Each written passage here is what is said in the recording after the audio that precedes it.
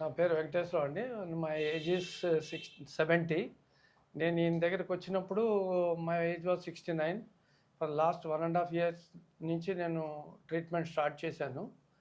అప్పుడు 3 మంత్స్ లోపల నాకు ఈ ఏదైతే లో బ్యాక్ పెయిన్ నుంచి నీ జాయింట్స్, హిప్ జాయింట్స్ వరకు పెయిన్ ఉంది. అప్పుడు ఆ టైంలో నడవటానికి కూడా ప్రాపర్గా వచ్చేది కాదు స్ట్రైట్‌గా అది.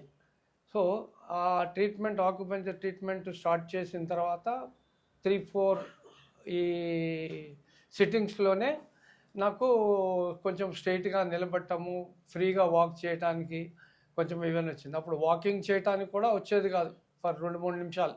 ఈవెన్ ఫర్ 10 మీటర్స్ కూడా నడవాలన్నా కాళ్ళు ఒక సైడ్‌కి వంగి నడవాల్సి వచ్చేది. స్కూటర్ డ్రైవింగ్ అయితే చాలా కష్టం ఉండేది. ఒక సైడే కాలు కిందకి పెట్టుకునే ఇట్లా బ్యాలెన్స్ చేసుకుంటూ వెళ్ళాల్సి వచ్చేది.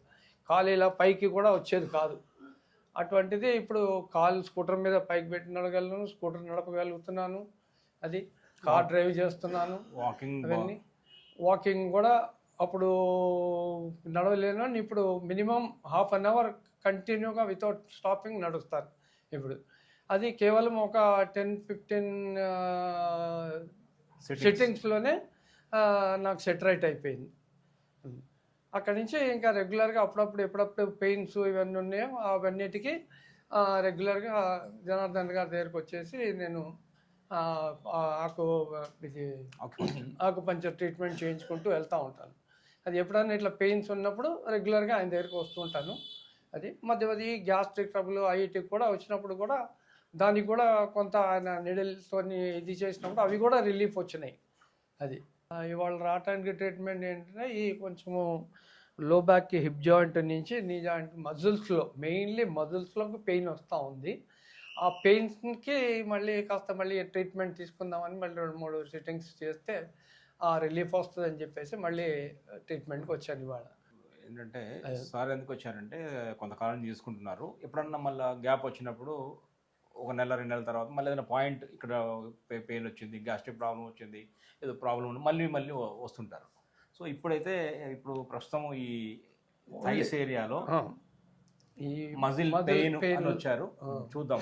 అట్లాగే కొంత మోకాల నొప్పులు కూడా అప్పుడప్పుడు అంటుంటారు. మోకాల నొప్పులు కూడా ఉన్నాయి. అది ఈ మజిల్ కొంచెం ఎక్కువ వాకింగ్ ఇది ఉన్నప్పుడు ఎక్కువ లాంగ్ టైం నిలబడినప్పుడు 3-4 అవర్స్ నిలబడితే అప్పుడు మోకాళ్ళలోకి పెయిన్ వస్తూ ఉంటుంది. సో అంటే 3-4 అవర్స్ నుంచి ఉంటాయి. అది పల్స్ చూసాము.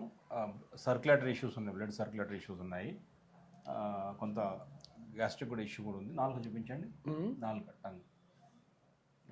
సో ఇది మజిల్ సంబంధించిన ఇష్యూస్ ఇవి. ఇక్కడ బ్లడ్ సర్క్యులేషన్ ప్రాబ్లమ్స్ ఉన్నాయి. వీరికి ఒక ప్రెషర్ పాయింట్ వేయచ్చు. ఇందులో మందు లేదు, సైడ్ ఎఫెక్ట్ లేదు, ల్యాబొరేటరీ టెస్టులు లేవు కాబట్టి హ్యాపీగా ఉన్నారు. ఇప్పుడు ఏంటంటే ఈ మజిల్ క్రాంప్స్ ఇది కూడా ఒక రకంగా అంటే స్టిఫ్నెస్ ఫామ్ అవుతుంది. ఇక్కడ స్టిఫ్నెస్ ఎందుకు ఫామ్ అవుతుందంటే మేజర్గా 2 కారణాలు ఉంటాయి. ఒకటి కొంచెం సెడెంటరీ లైఫ్ స్టైల్ ఒకటి. రెండోది ఏంటంటే బ్లడ్ సర్క్యులేటరీ ఇష్యూస్. ఇప్పుడు ఆయనకి ఏజ్ దాదాపు 80 ఏళ్ళ 70. సో ఆ వారు ఏంటంటే 15-20 కిలోమీటర్ల నుంచి స్కూటర్ మీద ఇక్కడికి రాగలుగుతున్నారు, పోగలుగుతున్నారు ఒంటరిగా. సో ఇదేంటి అంతకుముందు మీరు ఇందాక ఎక్స్ప్లెయిన్ చేశారు కదా, ఆ పరిస్థితి లేకుండే గ్రాడ్యువల్గా ఆక్యుపెంచర్ ట్రీట్మెంట్ ద్వారా అలా చేయగలుగుతున్నారు. ఆ సంతోషం. ఇప్పుడు ఏంటంటే చాలా వరకు బ్యాక్ పెయిన్ తగ్గింది, ఆ పోస్చర్లో నిలబడే కొంచెం వంకర నిలబడము, ఆ ఇంబ్యాలెన్స్ అవన్నీ కూడా పోయాయి. ఇప్పుడు ఏంటంటే ఈ థైస్ మజిల్లో ఇన్సైడ్ థైస్ మజిల్ లోపల బాగా స్టిఫ్నెస్ వచ్చింది, కొంత పెయిన్ ఉందని ఇప్పుడు మళ్ళీ వచ్చారు ఇవాళ. దానికి సంబంధించినటువంటి మేజర్ ఇలాంటి కారణాలు ఏంటంటే దీనికి 2 రకాల కారణాలు, 2-3 రకాల కారణాలు ఉంటాయి. ఇది సర్క్యులేటరీ ఇష్యూ, రక్త ప్రసరణ సంబంధించిన సమస్యలు ఇవన్నీ కూడా.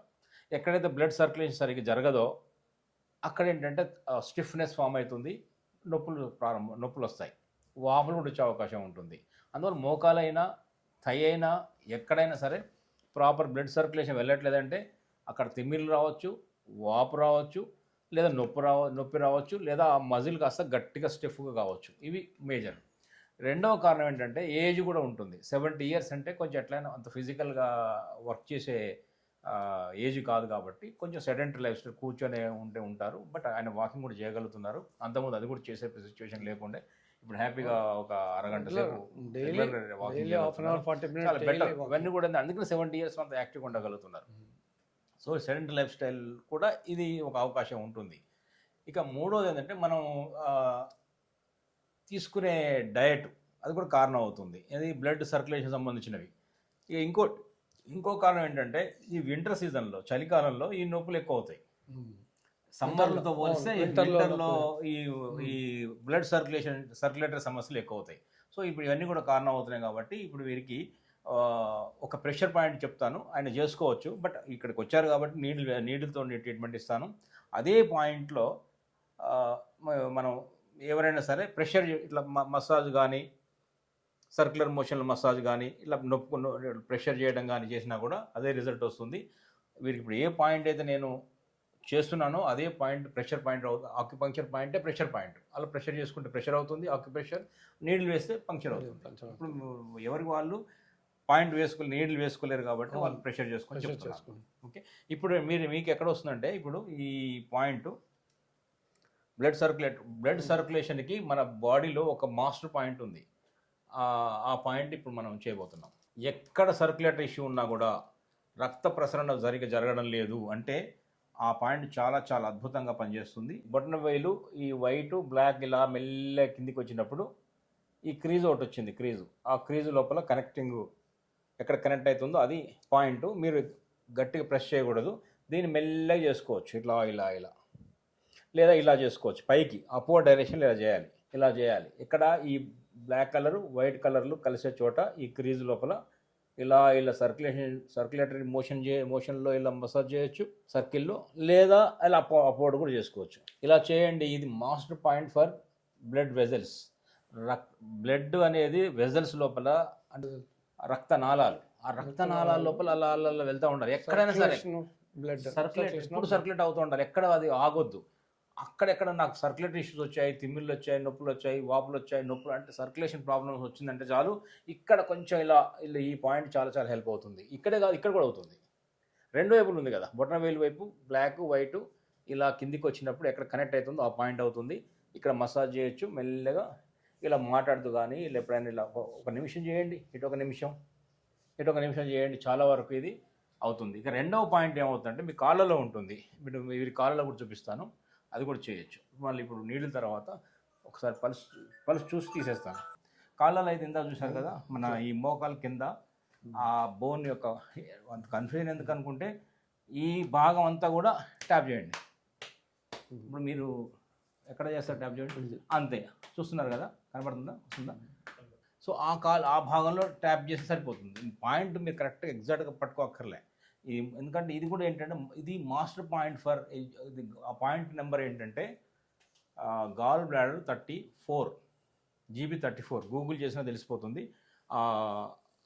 ఆ GB34 కనుక మనం ఈ ట్యాపింగ్ రెండు కాళ్ళు కనుక ఇలా చేసినట్టయితే అది మాస్టర్ పాయింట్ ఫర్ మజిల్స్ కంట్రా. ఇప్పుడు ఇక్కడ మజిలే కదా, కంట్రాల్లో ఉన్న సర్క్యులేటరీ ఇష్యూస్ కదా. సో రెండు ఇన్వాల్వ్ అయినాయి. ఒకటి బ్లడ్ సర్క్యులేటరీ ఇష్యూ, రెండోది మజిల్ స్టిఫ్నెస్. సో మజిల్స్ లోపల ఏ ఇబ్బంది ఉన్నా కూడా ఈ గాల్ బ్లాడర్ 34 అనే పాయింట్ని కనుక ట్యాప్ చేయడం ద్వారా రెండు కాళ్ళు చేయొచ్చు.